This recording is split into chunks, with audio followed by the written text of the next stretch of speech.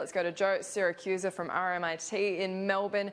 Joe, just how critical is it if Bernie Sanders can't pull ahead today? Is this the end of his campaign? No, it isn't, actually. He could probably be a spoiler right up to the Milwaukee Democratic nominating convention. You need 1,991 votes to get over the line. And if on that day there aren't 1,991 votes, then the superdelegates, that's 740 other delegates, can come to the party and they can move it in any direction they want. Now, if Bernie's a good guy, that is, if he's a team player, he'll step aside. But he's not going to step aside. He has an agenda to push right up until the end. And I think he will fight pretty much to the end. Now, Bernie is fighting for the hearts and souls of the working class Americans who have to deal with health issues, daycare issues, and all other kinds of economic things. And Bernie has a great appeal also to the young kids, that is, those who go to university or have debts to pay, college debts to pay, so he's made an enormous appeal. The thing is, will these people, Bernie's true believers, would they move over to Biden if Bernie pulls out? I don't think so. They didn't do so the last time. Bernie's armies of millennials and working class people didn't exactly go out and vote for Hillary Clinton on the day, which is why she lost the state of Michigan. Your previous story there from CNN is very good. What she failed to mention was that Michigan was a firewall for Hillary Clinton at one stage in the general election. And, you know, people think they can predict what goes on in Michigan. Well, you can't. You know, it's a manufacturing state. They do automobiles and things like that. They care about trade agreements that no one knows about anymore, or no one even thinks about. And so Biden and Bernie are appealing to their sort of economic soul. At the same time, you got the coronavirus going on. And I can't state, not only does it affect the health of the world, it affects politics and economics. And what Americans are looking for right now, and I think a lot of people, is they're looking for a pair of safe hands.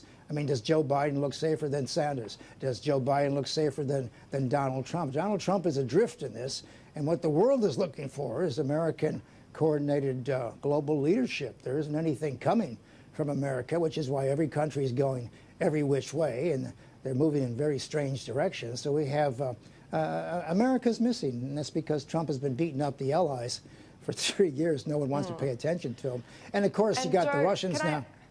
Go ahead.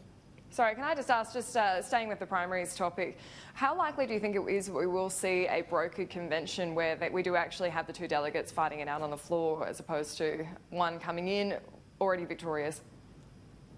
Well, one of the great journalists of the 1920s, Damon Runyon, used to say, everything in life is 9 to 5 against. So those are pretty much the odds on a brokered convention. 9 to 5 against, almost 2 to 1. Yeah, or 1 in 2 chances. I think that's a real possibility, particularly if, I mean, Bernie's 78, he'll be 79 by the time the election comes along. He doesn't get another shot at this, so he's going to take it all the way to the wire. Now, last time he was opposed to people having a brokered convention, but he knows that he could do it this time.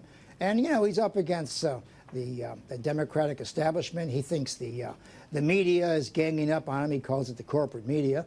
And so you know, there's no reason for him to go quietly into the night. I doubt that he will. And so today's a big day for Bernie. He's either going to have to justify himself on Sunday television shows why he should go forward if he gets beaten today. On the other hand, you know, I like polls, but on the day you vote, the polls don't mean a damn thing. You know, you got to count them one at a time. So Bernie may do better than people think, or he may even do worse, but we're not going to know. And I think polls just closed in Detroit, so we're going to start the count.